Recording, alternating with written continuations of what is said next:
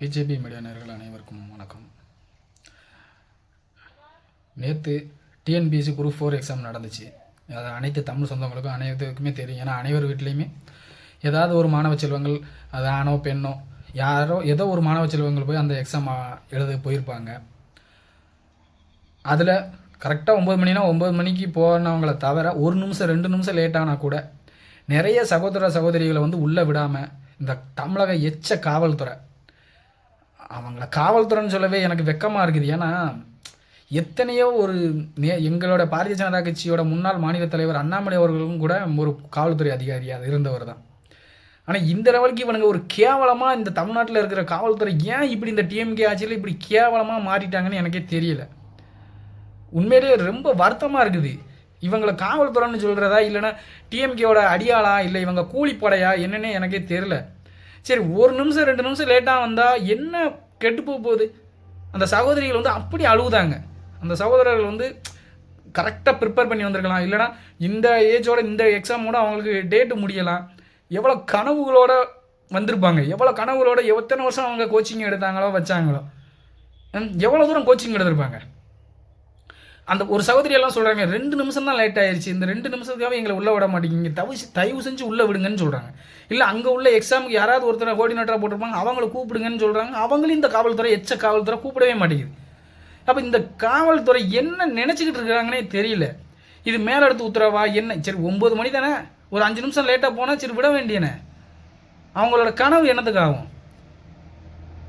உண்மையிலே ரொம்ப வருத்தமாக இருக்குது. காவல்துறையில் இருக்கிற நீங்கள் காவல்துறை யூனிஃபார்ம் போட்டுக்கிட்டு இருக்கவங்கன்னா நீங்களும் 1 நிமிஷம் உங்களை பார்த்து யோசிச்சு பாருங்கள். உங்களுக்கும் புள்ள குட்டி இருக்கும், அந்த பிள்ளை குட்டிங்களை நல்லா இருக்கணும். தயவு செஞ்சு கொஞ்சம் யோசிச்சு பாருங்கள்.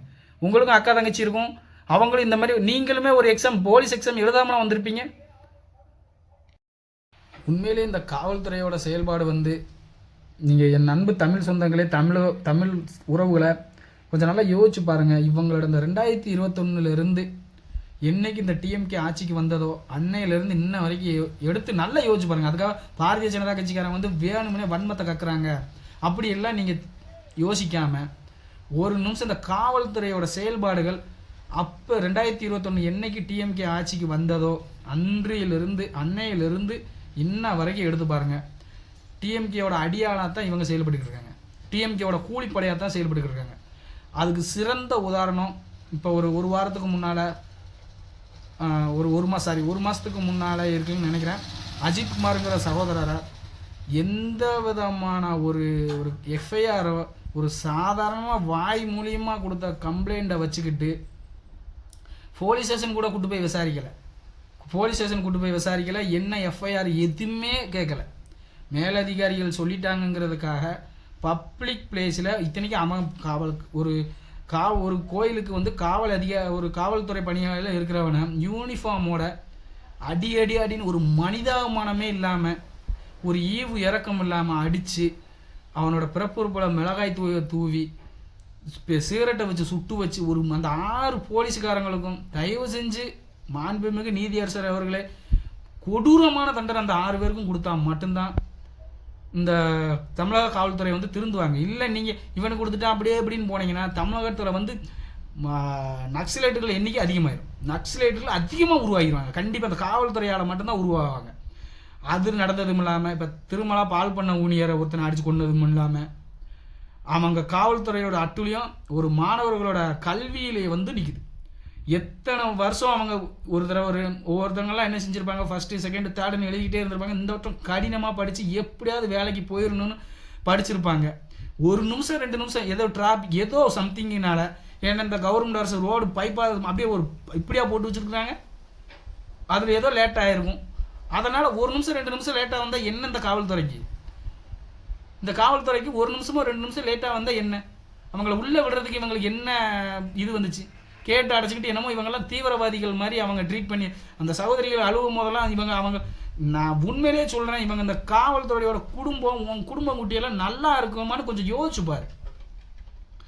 நீ பண்ணின பாவம் நீ பெற்ற பிள்ளைகளை தான் சேரும், கண்டிப்பாக சேரும். அந்த பாவம் உன்னை சும்மாவே விடாது. கேட்டால் மேலதிகாரிகள் சொன்னால் நான் செஞ்சேன், மேலதிகாரிகளுக்கு சொன்னால் செஞ்சேன். உனக்குன்னு மனசாட்சி கிடையாதா? ஆண்டவன் உனக்குன்னு ஒரு மனசாட்சி கொடுத்துருப்பான் தானே? அந்த மனசாட்சிக்கு எங்கே போச்சு? ஒரு நிமிஷம் 2 நிமிஷத்தில் நீ உள்ளே விட்டாப்புல நீ என்ன குறைஞ்சிருவ? என்ன மேலதிகாரி சொல்லிட்டான்? என் அன்பு தமிழ் சொந்தங்களே, என் அருமை உறவுகளே, இந்த டிஎம்கே ஆட்சியில் கொஞ்சம் நல்லா யோசிச்சு பாருங்க. இது நீட் தேர்வுக்கு என்ன பண்ணுறாங்க, நீட் தேர்வுக்கு இதை பண்ணுறாங்க, அப்படி செய்தான் இப்படி செய்தான்னு தமிழ்நாட்டில் போலி போராளிகள் எத்தனை பேர் கொஞ்சம் நல்லா யோசிச்சு பாருங்க. சினிமா நடிகர்கள் இருந்து எவனும் நீட் தேர்வுக்கு வந்து கத்துன கதறின அத்தனை குறிப்புகளும் இதுக்கு எவனும் வாங்கி திறக்கல. ஒரு நாய் கூட வாங்கி திறக்கல. இதே இது டிஎம்கே காரன் என்ன பண்ணினாலும் சரி, டிஎம்கே ஆட்சியில் என்ன நடந்தாலும் இவனுக்கு அவங்களோட எல்லாத்தையும் மூடிக்கிட்டு இருக்காங்க, எல்லாத்தையும் பொத்திக்கிட்டு இருக்கான். இந்த கோவன்னு ஒருத்தன் அவன் எப்படி தமிழகத்தில் ஒன்று நம்ம விடுறோம்னே தெரியல. ஊற்றி கொடுத்த உத்தமி போயஸ் கார்டெல்லாம் உல்லாசன்னு போட்டைய மரக்கணத்தில் 22 பேர் செத்தானே, கள்ளக்குறிச்சியில் 69 பேர் செத்தானே. அப்போ நீ எங்கே போன? இப்போ இந்த மாணவி நீட் தேர்வு எக்ஸாமுக்கு அப்படி செக் பண்ணுறாங்க, இப்படி செக் பண்ணுறாங்க, ஒரு நிமிஷம் லேட் இருந்தாலும் உள்ள விட மாட்டாங்க, அப்படியா இப்படியா எவ்வளவு சொன்னேன், எவ்வளவு பேசினேன். இன்னைக்கு நீ எங்கே போன, எங்கே போயிட்ட?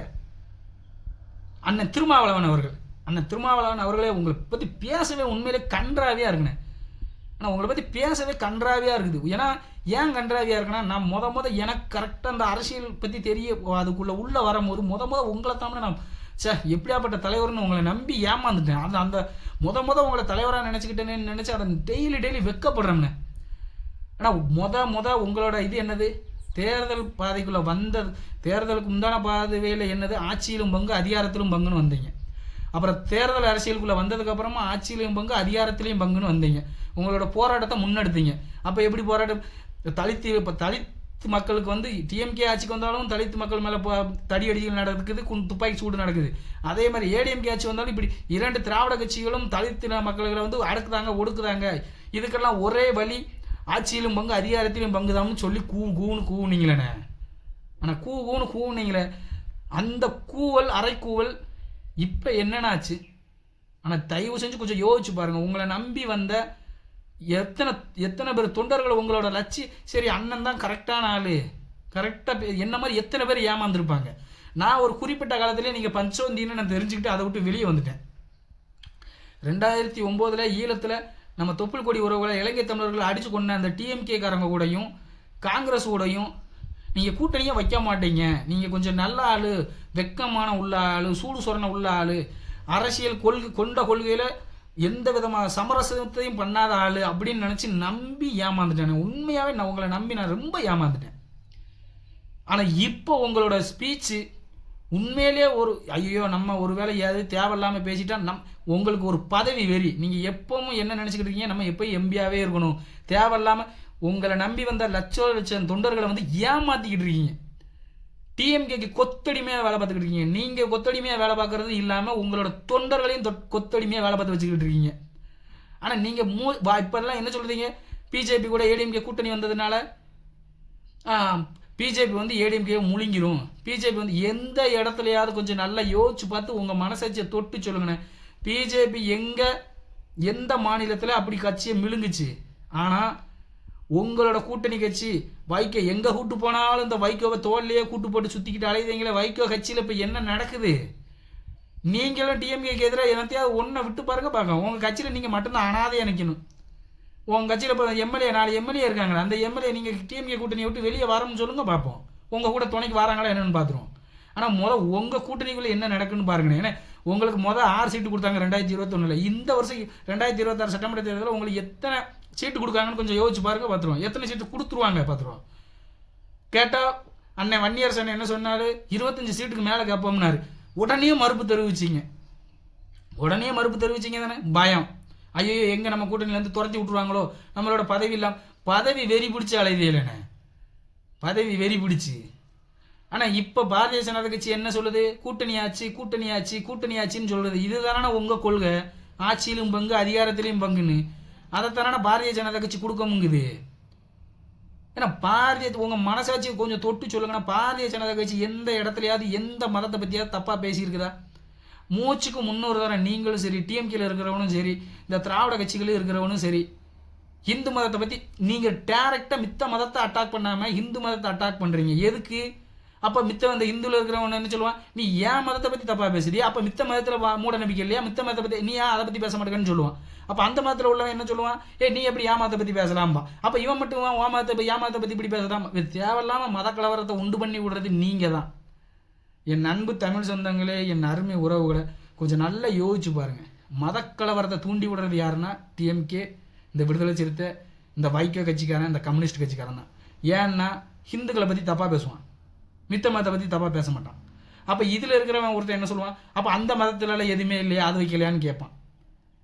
அந்த மதத்தில் உள்ளவன், ஏன்னா அவன் அங்கே உள்ளவன் கொத்தடி ஒரு 200 ரூபா கொத்தடி மறுப்பான், அங்கே தூண்டி வச்சுருப்பான். இங்கே வர உன் மதத்தை பற்றி எப்படி சொல்லலாம் அப்படிமா. அப்போ அந்த உண்மையான முஸ்லீம்களோ கிறிஸ்துவர்களோ ஹிந்துக்களோ வந்து இந்த வேலையை பார்க்க மாட்டான். அந்த 200 ரூபா கொத்தடிமை இருக்கான் பாருங்கள், அந்த 200 ரூபா கொத்தடிமை. ஏன்னா மித்த எல்லாத்தையும் நிம்மதியாக வாழ விட மாட்டானே. இந்த டிஎம்கேவோட அஜெண்டா அதுதானே. தயவு செஞ்சு என் அன்பு தமிழ் சொந்தங்களே, என் அருமை உறவுகளை, நேற்று வந்து இந்த எக்ஸாம் எழுத முடியாமல் போன மாணவிகளும் சகோதர சகோதரிகள் நினைச்சு எனக்கு ரொம்ப வருத்தமாக இருக்குது. நீட்டு தேர்வுக்கெல்லாம் பொங்குனீங்களா போலி போராளிகளே, நீட்டு தேர்வுக்கு பொங்குன போராளிகளே, ஏன் இந்த எக்ஸாமுக்கு போராடலை?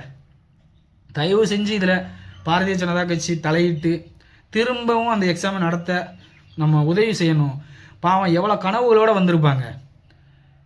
அந்த கனவை நம்ம அதை நிறைவேற்றணும். அது ஏன் உள்ளே விடலை, அந்த 1 நிமிஷம் 2 நிமிஷம் லேட்டாக வந்ததுக்கெல்லாம் ஏன் உள்ளே விடலைன்னு பார்த்து அந்த காவலுக்கு இருந்த அதிகாரிகளையும் சஸ்பெண்ட் பண்ணணும். சஸ்பெண்ட் பண்ணால் மட்டும் பார்த்தா அவனுங்களால வேலையை விட்டே தூக்கணும். நீங்கள் ஈஸியாக சஸ்பெண்ட் மட்டும் பண்ணிடுதே, சம்பளத்தை கொடுத்து வீட்டில் இருந்துன்னு சொல்லிடுது. அவன் நல்லா ஓய்வு எடுத்துகிட்டு வந்து திரும்ப வந்து இதே சேட்டையை தான் பண்ணுறான். இந்த காவல்துறை அமைதியாக இருந்துட்டு இதே சேட்டையை தான் பண்ணுது. தயவு செஞ்சு அவங்களுக்கெல்லாம் பயம் வரணும்னா வேலையை விட்டு தூக்கிடுங்க. துப்புற வேலையை விட்டு தூக்கிட்டு சம்பளம் கொடுக்காதீங்க. சம்பளம் கொடுக்காம அவன் கோர்ட்டில் போய் அவன் அனுபவிச்சா தான் அவனோட தப்பு என்னன்னு புரியும் அவனுக்கு. தயவு செஞ்சு நீதியரசர்களும் இதில் மிகப்பெரிய கவனம் செலுத்தணும்னு உங்களை பணிவன்போடு கேட்டுக்கொள்கிறேன். என் அன்பு தமிழ் சொந்தங்களே, என் அருமை உறவுகளை, அப்போ என்ன சொன்னாங்க, நீட்டு தேர்வு ஏன் என் மருத்துவ படிப்பு மட்டும் இல்லைன்னா வேறு படிப்பே இல்லையான்னு சொல்லி இந்த உதயநிதி சொன்னான், துணை முதல்வராக இருக்கிற உதயநிதி. இப்போ ஆட்சிக்கு வந்ததுக்கப்புறம் நாங்கள் கையெழுத்து நீட்டு தேர்வு ரத்துன்னு சொன்னாங்க. இப்போ செஞ்சாங்களா? தயவு செஞ்சு என்ன மாணவ செல்வங்கள் அனைவரும் கொஞ்சம் புரிஞ்சுக்கணும், என் பெற்றோர்களும் கொஞ்சம் புரிஞ்சுக்கணும். இந்த டிஎம்கேவோட பொய் வேஷத்தை நீங்கள் தயவு செஞ்சு புரிஞ்சுக்கோங்க. டிஎம்கேக்காரன் எப்படியெல்லாம் பொய் சொல்லி ஆட்சிக்கு வந்தாமனு கொஞ்சம் யோசிச்சு பாருங்கள். சகோதரி அனிதா அவர் மரணத்தை வச்சு எவ்வளோ அரசியல் பண்ணாங்க. நாங்கள் டிஎம்கே ஆட்சிக்கு வந்ததுனா ஒவ்வொரு மாவட்டத்துக்கும் ஒரு மருத்துவக் கல்லூரியை தொடங்கி அனிதா பேரை வைப்போம்னு சொன்னாங்க. ஒரு மருத்துவக் கல்லூரிக்கு அனிதா பேரை வச்சுருக்காங்களா? கொஞ்சம் நல்லா யோசிச்சு பாருங்கள். ஒரு கல்லூரிக்காவது சகோதரி அனிதா பேரை வச்சுருக்காங்களா? இவங்க ஆட்சிக்கு வந்து 4 வருஷம் முடிஞ்சு போச்சு. எந்த இடத்துலையாவது அனிதாங்கிற பேரை அவங்க யூஸ் பண்ணியிருக்காங்களா? அப்போ எந்த மாதிரி இந்த எச்ச டிஎம்கேக்காரன் எப்படியெல்லாம் நம்ம தமிழர்களை ஏமாற்றிக்கிட்டு இருக்காங்கன்னு கொஞ்சம் யோசிச்சு பாருங்கள். தயவு செஞ்சு என் அன்பு தமிழ் சொந்தங்களே, என்னோட அருமை உறவுகளை, ஆண்டவன் மூளையை நம்ம யோசிச்சு பார்ப்போம். நம்ம யோசிச்சு பார்க்காம இவன் கொடுக்குற 100க்கு 200க்கும் ஆசைப்பட்டுட்டு நம்ம ஓட்டை விற்றுட்டு இன்றைக்கி இந்த இவங்களுக்கு எவனுக்குமே ஆட்சி பண்ண தெரியல. தயவு செஞ்சு என் அன்பார்ந்த தமிழ் சொந்தங்களே, அருமை உறவுகளை, வருகிற 2026 சட்டமன்ற தேர்தலில் திரும்பவும் ஒரு மிகப்பெரிய 2021 எப்படி டிஎம்கேக்கு ஆட்சிக்கு ஓட்டு போட்டு நம்மளோட வாழ்க்கையை 5 வருஷமாக நம்மளே கெடுத்துக்கிட்டோமோ அதே தவிர நம்ம திரும்ப செஞ்சிடக்கூடாது. வருகிற 2026 சட்டமன்ற தேர்தலில் பாரதிய ஜனதா கட்சியும் அதன் கூட்டணி கட்சிகளையும் ஆதரித்து அமோக வெற்றி பெற செஞ்சு நம்ம தமிழர்களுக்கு ஒரு சுதந்திரம் கிடைக்கணும்னா 2026 சட்டமன்ற தேர்தலில் நம்ம பாரதிய ஜனதா கட்சி கூட்டணி செய்விச்சா மட்டும்தான் திரும்ப நம்ம வந்து நல்ல லெவலுக்கு வர முடியும். இன்னொரு டைம் டிஎம்கே ஆட்சிக்கு வந்தால் நம்ம தமிழர்களை எக்காலத்துலையும் காப்பாற்ற முடியாது, எங்கேயுமே காப்பாற்ற முடியாது. பெண்களுக்கு குறிப்பாக பாதுகாப்பே இருக்காது. வயிற்றில் இருக்கிற சிசுவை கூட பெண் குழந்தையான இந்த டிஎம்கேக்காரன் தப்பாக தான் பார்ப்பான். அவ்வளவு தூரம் பெண்களுக்கு வந்து பாதுகாப்பு இல்லை இந்த டிஎம்கேக்காரனால். தயவு செஞ்சு அனைவரும் அதை புரிஞ்சுக்கிட்டு தெரிஞ்சுக்கிட்டு பாரதிய ஜனதா கட்சியும் அதன் கூட்டணி கட்சியிலும் ஆதரிக்கணும்னு உங்களை பணிவன்போடு கேட்டுக்கொள்கிறேன். நன்றி, வணக்கம். பாரத் மாதா கி ஜெய்.